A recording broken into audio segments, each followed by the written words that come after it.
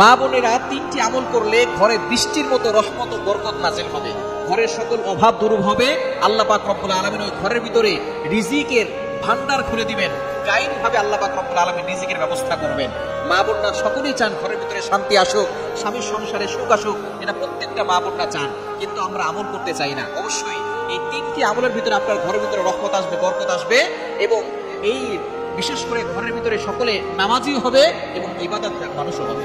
আমরা যদি এই তিনটি আমল বিশেষ করে মা বোনরা করতে পারে, আমরা রান্না করার সময় তিনটি আমল করবো। এক নাম্বার হচ্ছে অজু করে রান্না বান্না করবো। আমরা অনেক অপবিত্র অবস্থায় রান্না করতে যাই। অনেক মা বোন এমন আছে, রান্না করা যাবে, কোনো সমস্যা নাই, তবে পবিত্র অবস্থায় রান্না করলে ওই খাবারে স্বাদ আসে, ওই খাবারে রহমত আসে, ওই খাবারে বরকত আসে। যারা ওই খাবার খায় তাদের ভিতরে আল্লাহর ইবাদত করতে স্বাদ আসে, ইবাদত করতে তাদের মজা লাগে। সুতরাং অজু করে রান্না করতে যাবেন, পবিত্র অবস্থায় রান্না করবেন। অনেক মা বোন আছে রাতের বেলা গোসল ফরজ হয়েছে, ফজর নামাজ পড়ে নাই, ওই অবস্থায় রান্না বান্না করেছে, দুপুর বেলা একসাথে গোসল করে তারপরে ফজর আর জোহর একসাথে পড়ে। খবরদার, এটা কখনো করবেন না।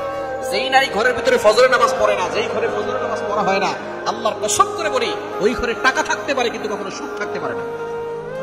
সুখের মালিক আল্লাহ, ওই আল্লাহকে অখুশি করে আপনি কখনো আপনার ঘরের ভিতরে সুখ আনতে পারবেন না। সুতরাং এক নাম্বার হচ্ছে ওযু করে খাবার রান্না করতে যাবেন। দ্বিতীয় নাম্বার হচ্ছে বিসমিল্লাহির রহমানির রহিম বলে প্রতিটি কাজ করবেন। আপনি চাউল ধুয়ে দিচ্ছেন, বলেন বিসমিল্লাহ। আপনি চাউলটাকে চুলায় দিচ্ছেন, বলেন বিসমিল্লাহ। আপনি তরকারি কাটতেছেন, বলেন বিসমিল্লাহ। এরপরে আপনি অন্য যে কাজগুলো করতেছেন, প্রতিটি কাজের শুরুতে গান না শুনে, ইংলিশ হিন্দি গান না শুনে আপনি বিসমিল্লাহ বলে কাজ শুরু করেন। দেখবেন আল্লাহ তাআলা ওই কাজের ভিতরে বরকত দিবে। খাবার অল্প হলেও সেখানে বরকত থাকবে, রহমত থাকবে, অভাব আল্লাহ তাআলা দূর করে দিবেন।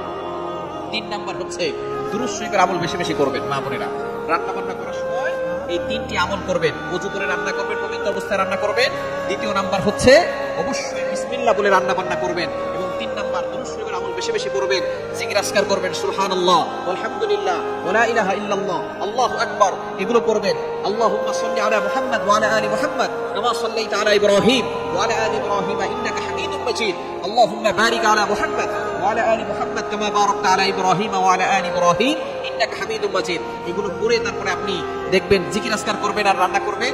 রান্নার ভিতরে বরকত দিবেন, ঘরের অভাব দূর হবে, ঘরের সকলে আপনার রান্না খেয়ে স্বাদও পাবে এবং তারা ইবাদত করে মজাও পাবে। এজন্য ঘরের সকলকে যদি নামাজি বানাতে চান, ইবাদতগার বানাতে চান, তাহলে নিজে পবিত্র হয়ে রান্না করেন, বিসমিল্লাহ বলে রান্না করেন, জিকির আজকার করেন, দেখবেন ঘরের অভাব দূর হবে। আল্লাহ তাআলা হালাল ভাবে সম্পদশালী বানিয়ে দিবেন, রিজিকের ভান্ডার ওই ঘরের ভিতরে আল্লাহ তাআলা খুলে দিবেন।